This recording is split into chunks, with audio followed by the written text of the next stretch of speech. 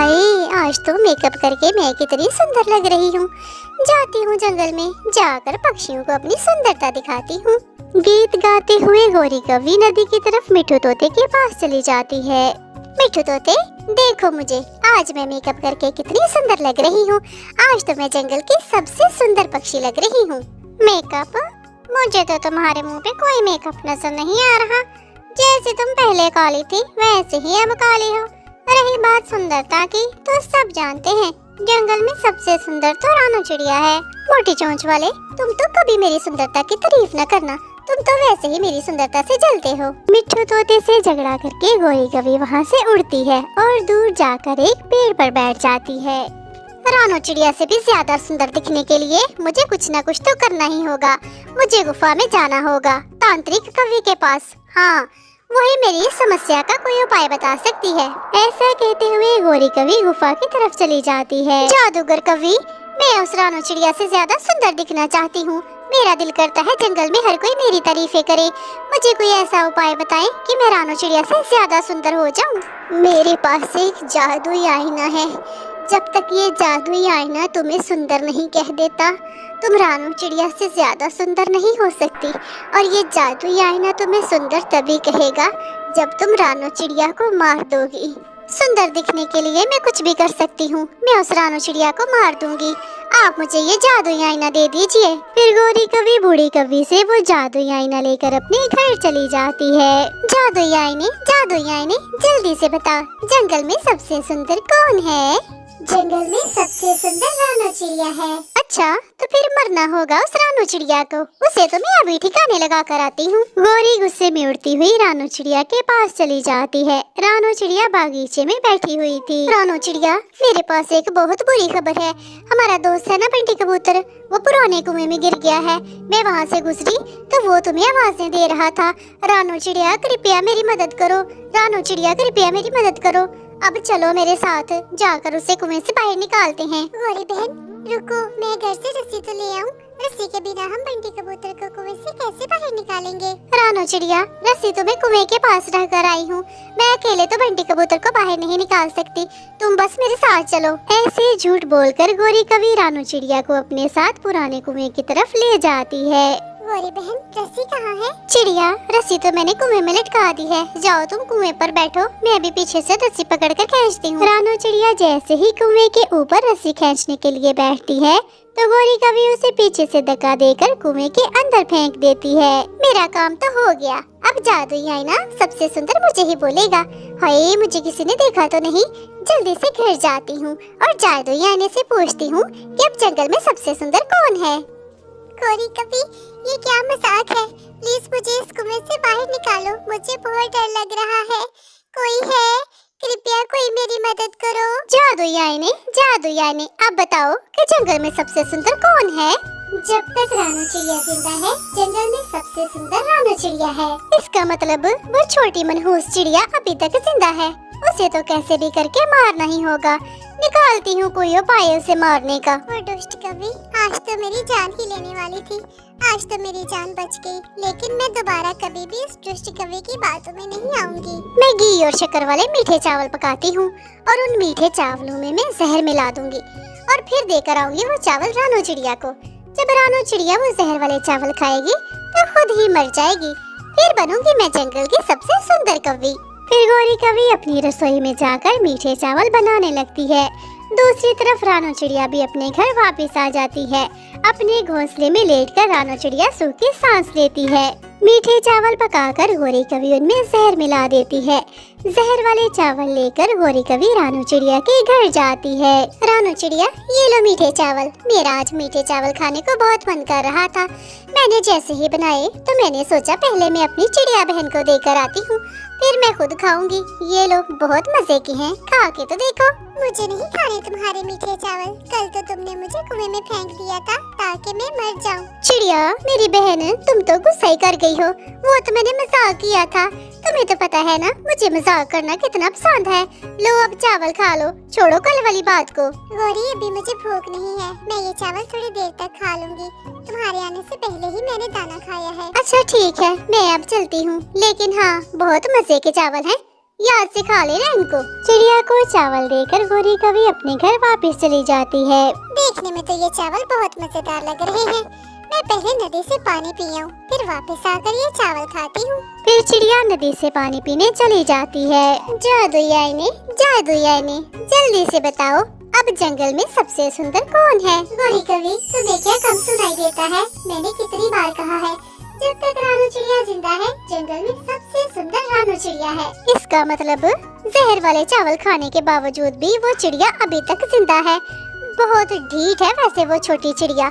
जाती हूँ, इसका तो मैं कोई पक्का बंदोबस्त करके आती हूँ। अब नदी से पानी पीकर रानू चिड़िया भी अपने घर वापस आ जाती है। रानू चिड़िया घर वापस आकर देखती है कि मीठे चावलों के पास एक चूहा मरा पड़ा था। चूहे ने ये मीठे चावल खाए और चूहा मर गया। इसका मतलब इन चावलों में जहर है। न जाने ये गौरी की बच्ची मुझे मारने के पीछे क्यों पड़ी हुई है। आखिर मैंने इसका क्या बिगाड़ा है? मैं अब इन चावलों को बाहर फेंक कर आती हूँ। ये जहर वाले चावल हैं। ये छोटी चिड़िया तो किसी तरीके से भी नहीं मर रही। आज से मुझे इस पर नजर रखनी होगी ताकि इसे मारना मेरे लिए आसान हो जाए। ये जहाँ जहाँ भी जाएगी मुझे इसका पीछा करना होगा। फिर रानू चिड़िया जैसे ही घर से भोजन ढूंढने जाती है तो गौरी कवि उसका पीछा करने लगती है।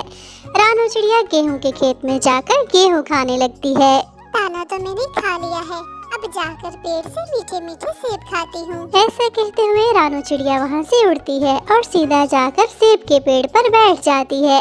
रानू चिड़िया वहाँ से जी भरकर मीठे सेब खाती है। मैं समझ गई, ये छोटी चिड़िया दाना खाने के बाद इस पेड़ से मीठे सेब खाती है। मैं घर से जहर लाकर इन सेबों के ऊपर डाल देती हूँ, फिर देखना कैसे मरेगी ये छोटी चिड़िया। ऐसा कहते हुए गौरी कवि अपने घर से जहर लेने चली जाती है। मीठे तोते, क्या हुआ? इतना उदास मुंह बनाकर क्यों बैठे हुए हो? चिड़िया, मेरा आज मीठे सेब खाने का बहुत दिल कर रहा है, लेकिन मुझे जंगल में कहीं भी मीठे सेब का पेड़ दिखाई नहीं दिया। बस इतनी सी बात है मिठू भैया, आप मेरे साथ आए।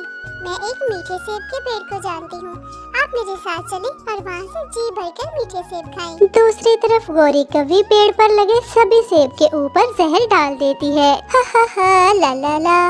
अब वो छोटी चिड़िया जब यहाँ से सेब खाएगी तो ये जहर वाले सेब खाकर वो मर जाएगी। फिर बनूंगी मैं जंगल की सबसे सुंदर पक्षी। गौरी कवि सबसे सुंदर पक्षी बनेगी। चिड़िया मिठू तोते को साथ लेकर उस बड़े पेड़ से सेब खाने के लिए चली जाती है। अभी वो दोनों जाकर पेड़ पर बैठे ही थे कि उड़ते हुए कालू कौवा वहाँ पर आ जाता है। तुम दोनों किससे पूछकर इस पेड़ से सेब तोड़ रहे हो? इस पेड़ से सेब तोड़ने के लिए हमें तुम्हारी परमिशन की जरूरत नहीं है, समझे कालू कौवे? ये पेड़ हम सब पक्षियों का साझा है। चुप कर जा मोटी चोंच वाले। कालू कौवे को जवाब देने की जरूरत मत करना। मैं बहुत दिनों बाद विदेश से आ रहा हूँ। ये सेब तो मैं अपनी गौरी पत्नी के लिए लेकर जाऊंगा। उसे इम्प्रेस भी तो करना है ना कि मैं उसके लिए तोहफा लेकर आया हूँ। हाँ तो कौवे, तुम अपनी पत्नी के लिए सेब ले जाओ, लेकिन हमें भी तो सेब खाने दो। चिड़िया की बात से क्रोधित होते हुए कालू कौवा रानू चिड़िया को मारने लगता है। तोता और चिड़िया डरते हुए वहाँ से भाग जाते हैं। अब जल्दी से घर जाता हूँ। गौरी ये मीठे सेब देखकर बहुत खुश होगी। ये कौवे बहुत बुरे हैं, हमेशा हम छोटे पक्षियों से सब कुछ छीन लेते हैं।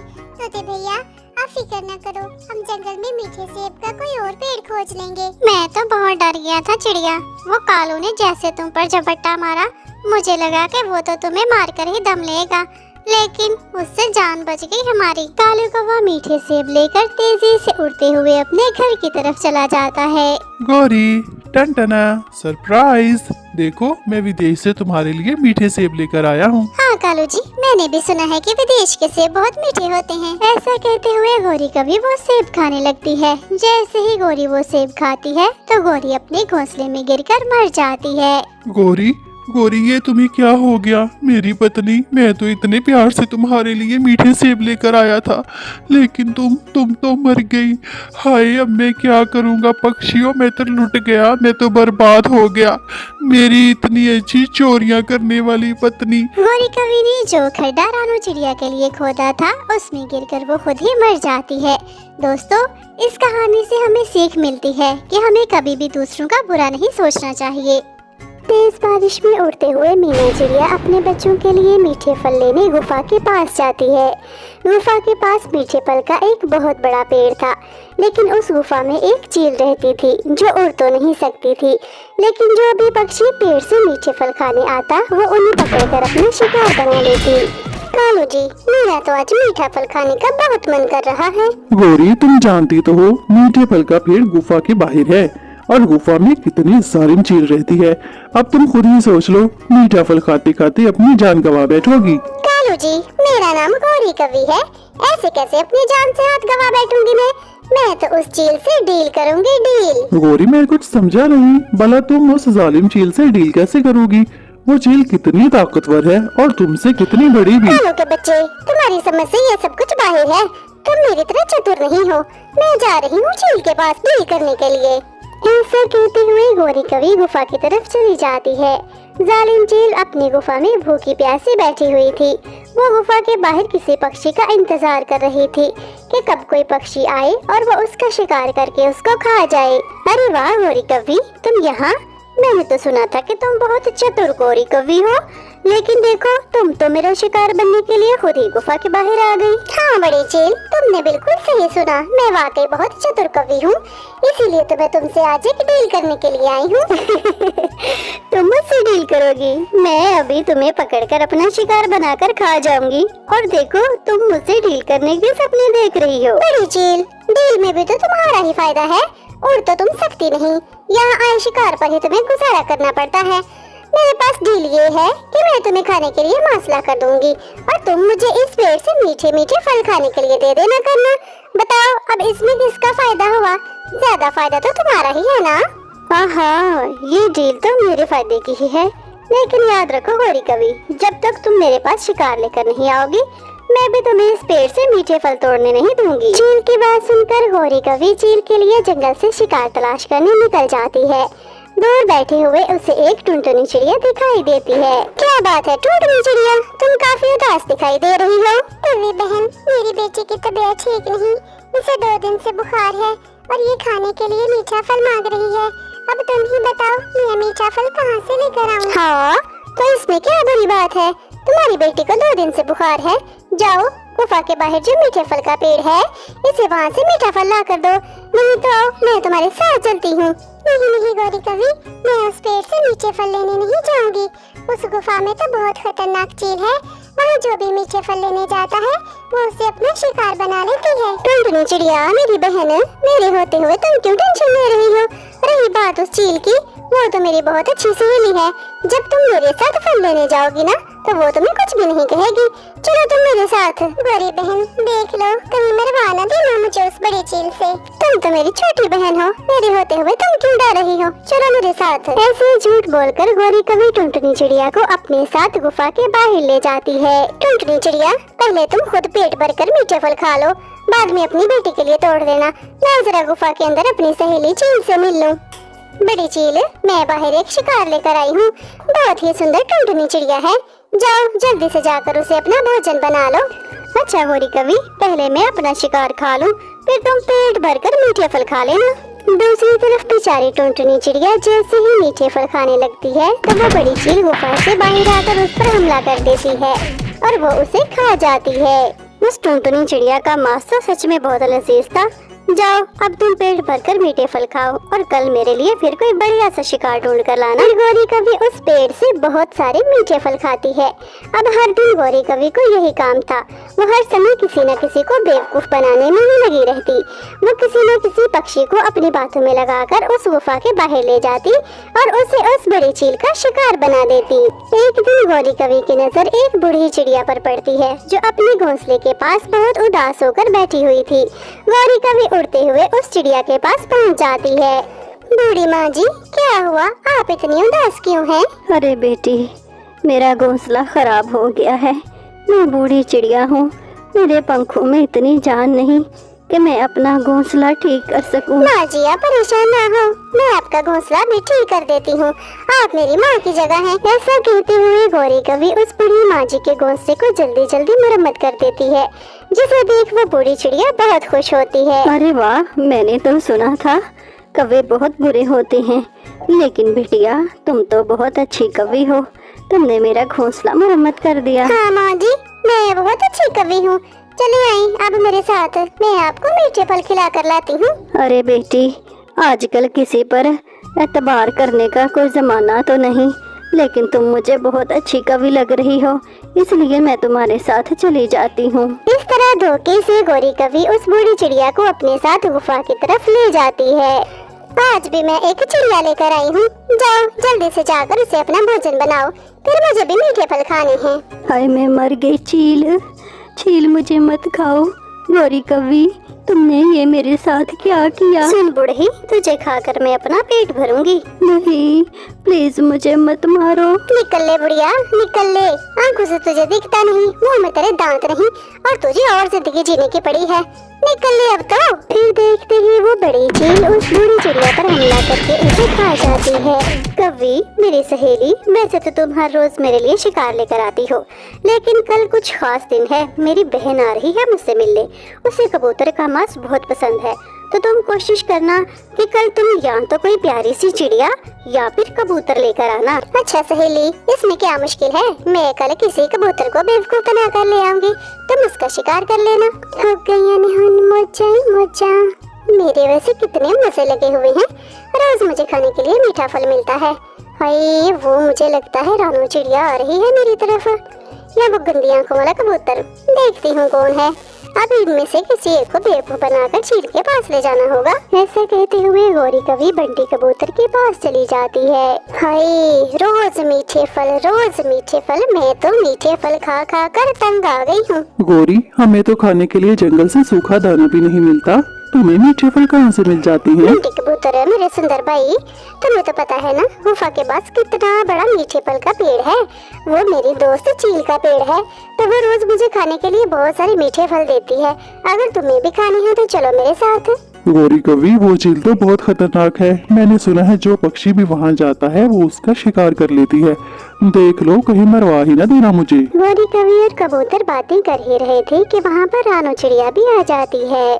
क्या बातें हो रही हैं कबूतर भैया, मुझे लगता है आप दोनों कहीं जाने की बात कर रहे थे। हाँ रानू चिड़िया, हम वो मीठे फल खाने की। कुछ नहीं रानू चिड़िया, वो मेरी और बंटी कबूतर की कोई पर्सनल बात है, तुम हर बात के बीच में टांग ना अड़ाया करो। फिर गौरी कवि बंटी कबूतर को अपने साथ गुफा की तरफ ले जाती है। कुछ गड़बड़ तो जरूर है, बंटी कबूतर मुझे कुछ बताने लगा था, लेकिन गौरी कवि ने उसकी बात काट दी। यह गौरी कवि बहुत चालाक है, कहीं बंटी कबूतर को किसी मुश्किल में न डाल दे, मुझे इनका पीछा करना होगा। फिर रानू चिड़िया उड़ते हुए बंटी कबूतर और गौरी कवि के पीछे पीछे चली जाती है।